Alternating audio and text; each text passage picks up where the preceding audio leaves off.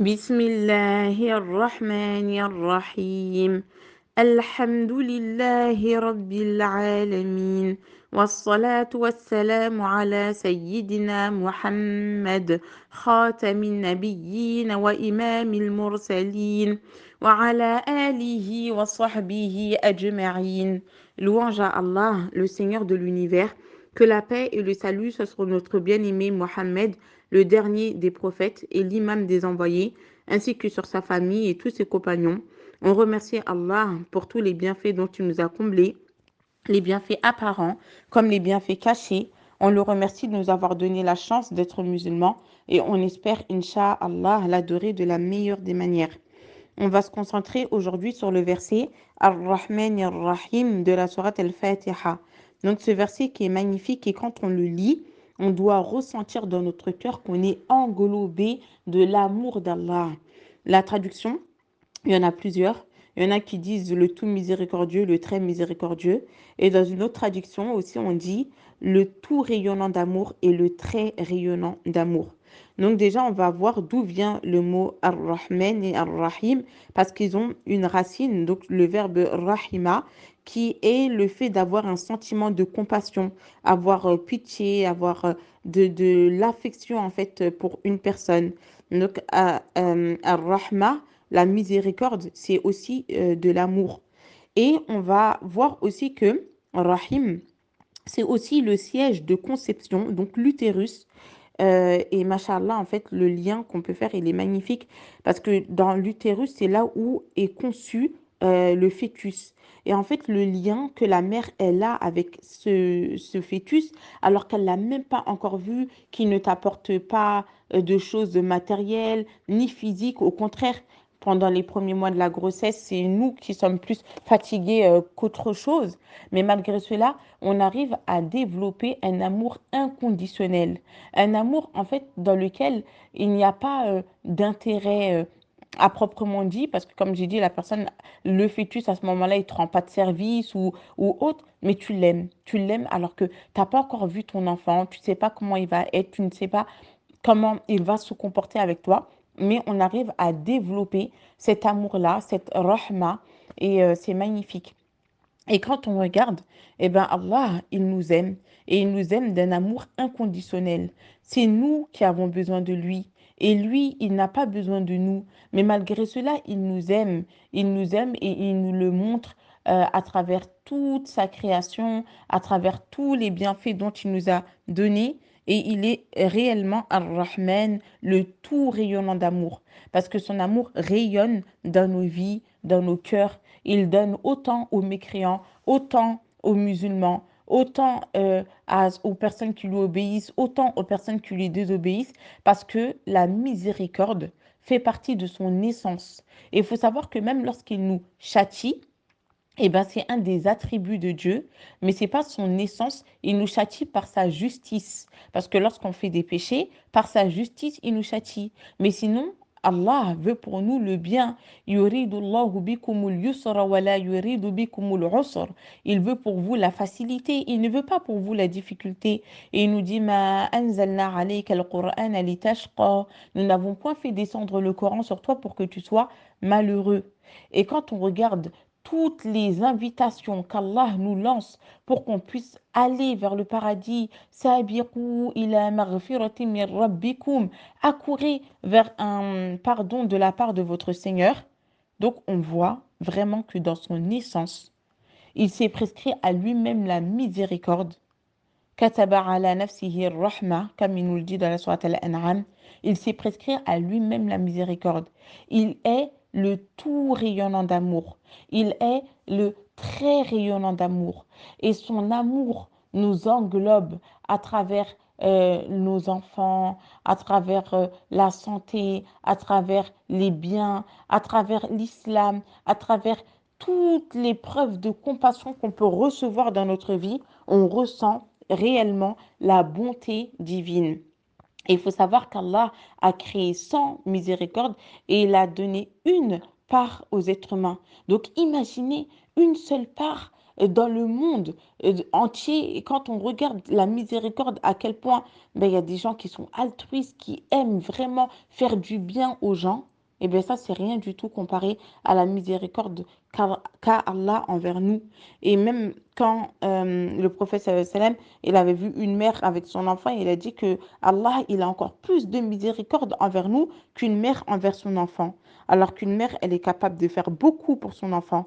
Et Allah, il nous donne tellement, il est avec toi, comme si tu es le seul qui existait pour lui. Et tout ce qu'il fait pour toi, ben, sache qu'il est ainsi avec tous ses serviteurs. Il nous donne la nourriture dont nous avons besoin. Il nous a comblés de bienfaits apparents et de bienfaits cachés. La miséricorde d'Allah, elle est immense. Il a tellement de miséricorde pour nous et il est Ar-Rahim. Wa kana bil mu'minina rahima. Et il est très miséricordieux avec les croyants et il nous fera part de sa miséricorde le jour où on aura le plus besoin, le jour du jugement dernier, car personne n'entrera au paradis si ce n'est par la miséricorde de notre Seigneur. وكان بالمؤمنين رحيما تحيتهم يوم يلقونه سلام وأعد لهم أجرا كريما. Et il est très miséricordieux envers les croyants. Leur salutation le jour où ils le rencontreront sera salam et il leur a préparé une récompense généreuse. Allah, il est indulgent envers nous dans cette notion-là de miséricorde. On peut compter aussi la bonté, la bienveillance, la clémence, le fait de nous pardonner, d'avoir tout cet amour tout simplement envers nous. Et subhanallah, on doit ressentir dans notre cœur tellement un immense honneur d'être aimé par Allah, d'être aimé par Dieu. C'est le plus beau cadeau que l'on puisse recevoir. Et Inch'Allah, on va voir plusieurs facettes de l'amour d'Allah à travers le Coran. Le premier, c'est que dans le Coran, Allah il associe le mot amour, donc Rahim, et aussi El-Wadoud.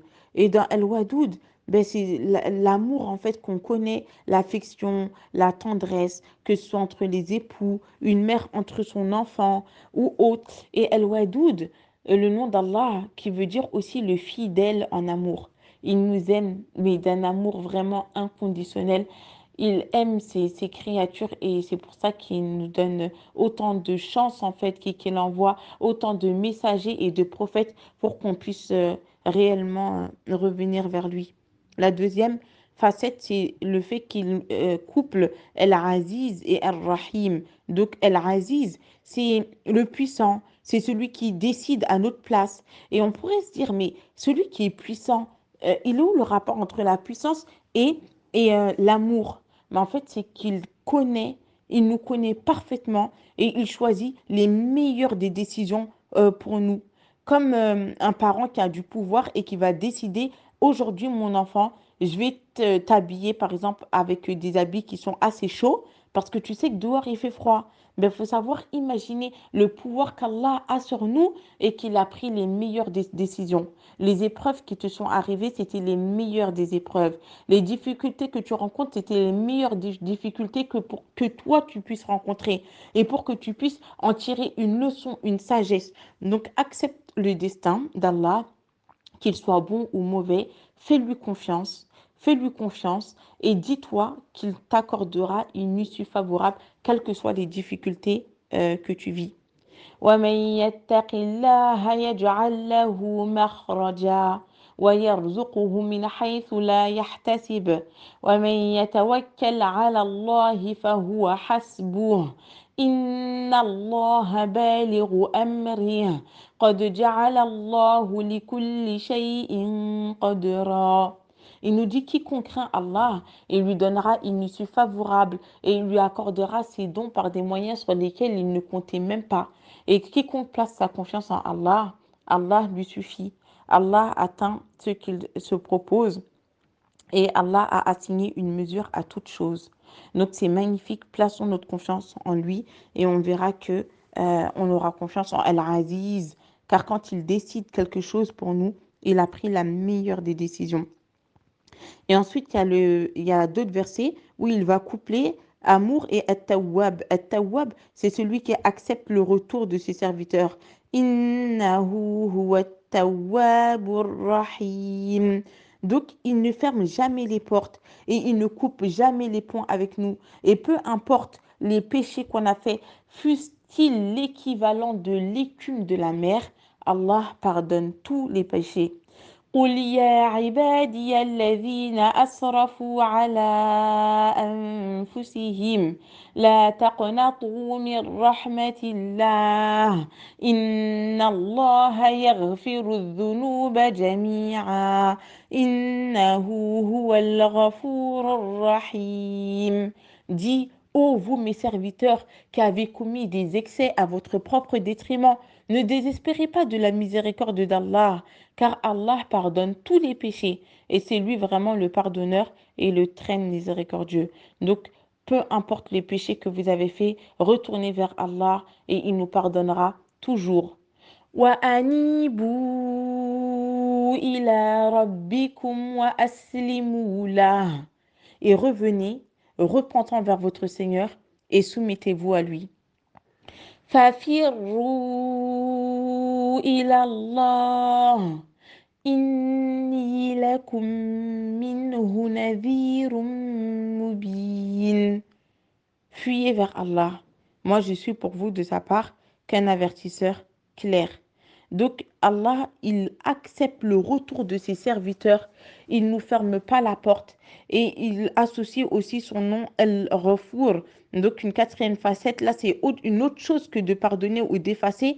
Mais il accepte notre repentir.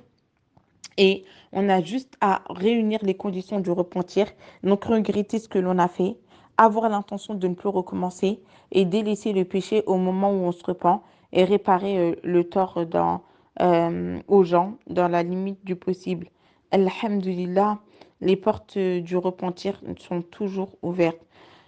هو الذي يقبل التوبة عن عباده ويعفو عن السيئات ويعلم ما تفعلون. Et c'est lui qui accepte le retour de ses serviteurs et qui pardonne leurs péchés et il sait ce que vous faites. Et enfin, le dernier, c'est Ar-Raouf, donc la compassion. Donc Allah, en fait, il est très compatissant envers ses serviteurs. Inna Allah bin nasi la raoufur rahim. Et Allah, il est compatissant et très miséricordieux. Et en fait, on ressent cette compassion-là avec une personne qui est démunie, qui est dans le besoin ou qui est dans la difficulté. Et en fait, on va faire preuve de compassion envers elle. Et lui, ben, il connaît toutes nos difficultés. Et regardez, à chaque fois, au moment où on n'en peut plus, en fait, il nous donnera toujours une issue favorable. Car la yukallifullahu nafsan illa wus'aha. Allah n'impose à aucune âme une charge supérieure à sa capacité. Donc, si tu vis des difficultés, n'oublie pas qu'il ne t'a pas abandonné, il ne t'a pas détesté, il te montre simplement que la vie dans l'au-delà, elle sera meilleure que la vie présente, il t'accordera ses faveurs et alors tu seras satisfaite. Ne désespère pas de la miséricorde d'Allah, ne désespérons pas de sa miséricorde, implorons-le avec ses noms et ses attributs.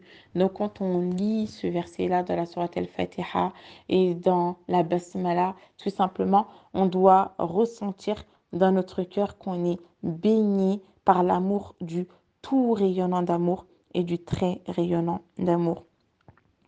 هو الحي لا إله إلا هو فادعوه مخلصين له الدين الحمد لله رب العالمين. C'est lui le vivant, point de divinité à part lui. Invoquez-le en lui vouant un culte exclusif et louange à Allah, le Seigneur de l'univers. لا إله إلا الله لا إله إلا الله لا إله إلا الله لا إله إلا الله لا إله إلا الله لا إله إلا الله لا إله إلا الله لا إله إلا الله لا إله إلا الله لا إله إلا الله لا إله إلا الله لا إله إلا الله لا إله إلا الله لا إله إلا الله لا إله إلا الله لا إله إلا الله لا إله إلا الله لا إله إلا الله.